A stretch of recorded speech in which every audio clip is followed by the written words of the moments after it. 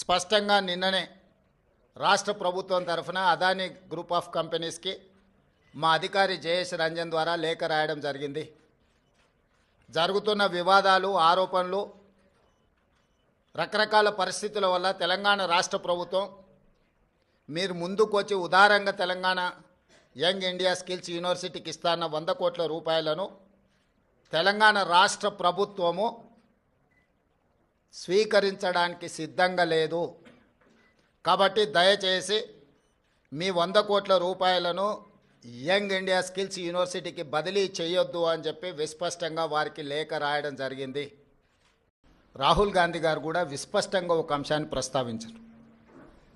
చట్టబద్ధంగా, రాజ్యాంగబద్ధంగా రాష్ట్ర ప్రభుత్వాలు కానీ కేంద్ర ప్రభుత్వాలు కానీ ఏదైనా అంశంలో టెండర్లు పిలిచినా, ఏదైనా అంశంలో పెట్టుబడులు పెట్టడానికి అవకాశాలు కల్పించినా అందరికీ సమానమైన అవకాశాలు, అందరూ పోటీ పడే విధంగా నిబంధనలను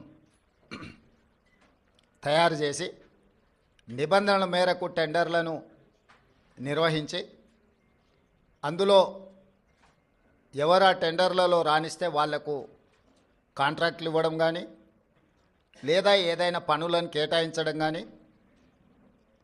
ఏదైనా విషయాలతో అదానీనే కాదు, అంబానీ కావచ్చు, టాటా కావచ్చు, బిర్లా కావచ్చు, ఈ దేశంలో ఉండే ఏ సంస్థలకైనా రాజ్యాంగబద్ధమైన రక్షణ ఉంటుంది, వాళ్ళు పెట్టుబడులు పెట్టడానికి అవకాశం ఉంటుందని రాహుల్ గాంధీ గారు వివరించడం జరిగింది.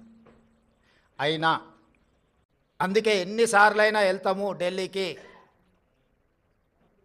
తప్పకుండా ఢిల్లీ నుంచి రాబట్టుకోవాల్సిన నిధులను అన్నిటినీ రాబట్టుకుంటాము.